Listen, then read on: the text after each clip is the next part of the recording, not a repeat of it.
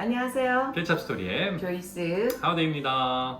저희가 예전에 올렸던 컨텐츠 중에서 언제가 이직의 right time인지에 대한 컨텐츠 올렸던 거 기억나시죠? 그럼요. 그때 뭐 도피성으로 이직을 하던 아니면 나의 개인적인 성장을 위해서 이직을 하던 그런 컨텐츠를 올렸었는데 최근에 저희 구독자 중에 한 분이 이런 메시지를 좀 보내주셨어요. 어떤 이유로 내가 퇴사를 하던지 간에 퇴사하고 나서 내 상사와 키피 터치를 계속해도 괜찮은가요? 그래도 괜찮은가요? 라는 질문을 해주신 분이 하나 있었습니다.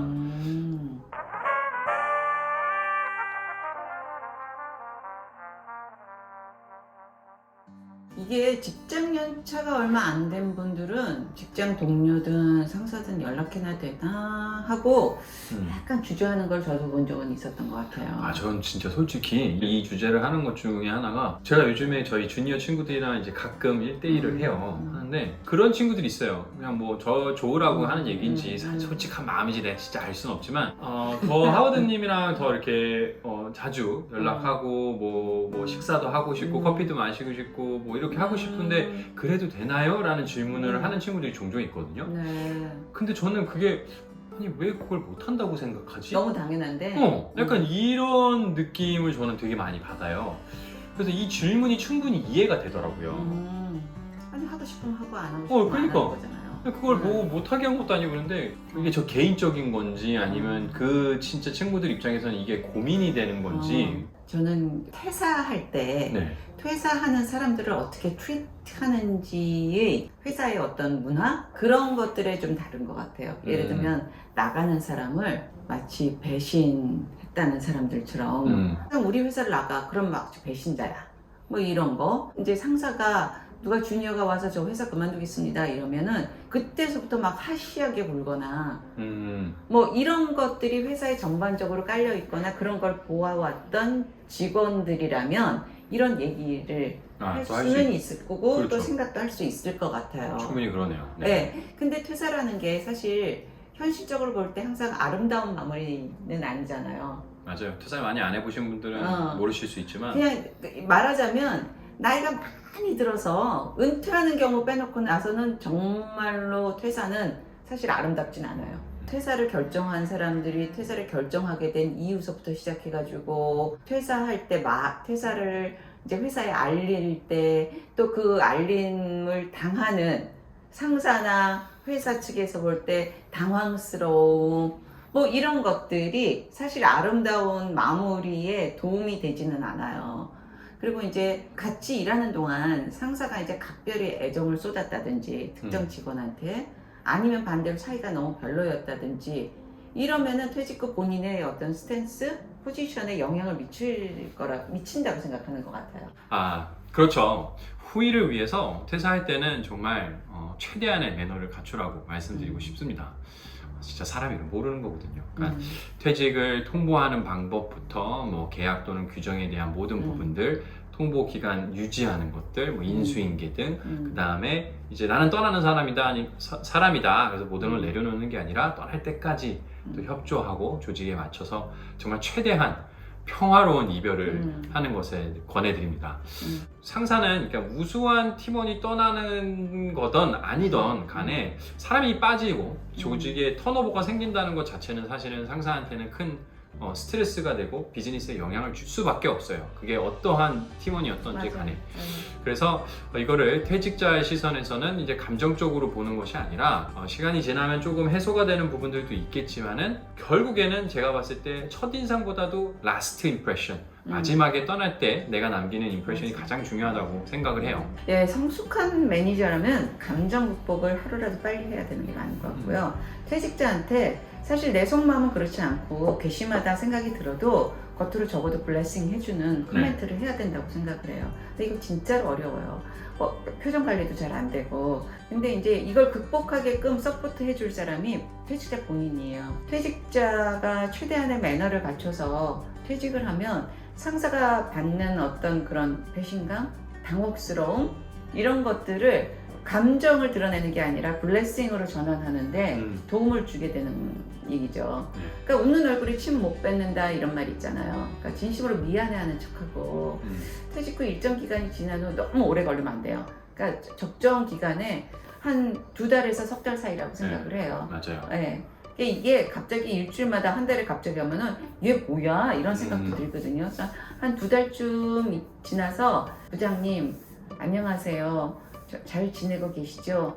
제가 이렇게 퇴직을 하게 너무 죄송한 마음 아직도 있습니다. 근데 저보다 좋은 사람이 후임으로 왔을 거라고 믿고 저는 다음에 좋은 자리에서 한번 뵈면 좋겠습니다. 건강하세요. 이렇게 뭐 몇 줄의 문자라도 하면은 사람은 망각의 동물이라 그쵸. 그 격한 감정이 이제 사라지게 되죠. 극악하게 나쁜 사이가 아니었다면은 그 안부 인사가 너무 고마워서 그 상사가 한 번 더 연락을 주시게 되죠. 있게 되고 맞아요.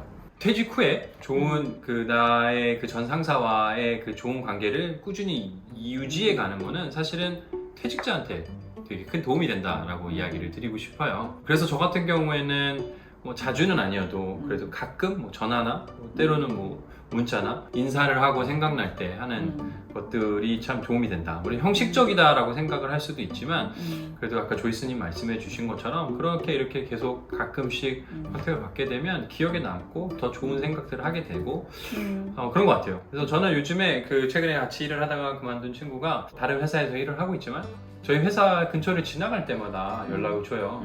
아니면 또 근처에 들릴 일이 있으면 먼저 연락을 주죠. 그래서 제가 언제 이 회사 근처에 저도 그러는데 네. 이런 일이 있는데 혹시 시간 되시면 커피 괜찮으세요? 긴 시간을 얘기하는 것도 아니고 진짜 뭐 30분 이렇게 커피 한 잔 마시는데도 그렇게 연락을 주면 너무 고맙더라고요. 너무 반갑고 엄청 고마워요. 네. 그렇게 하면서 이제 자연스럽게 그 친구가 어떻게 지내는지 이야기하게 되고 하나라도 더 뭔가 이렇게 도움을 주고 싶고 관심을 갖게 되는 게 저한테도 뿐만 아니라 사실은 그 친구한테 도움이 많이 되겠죠.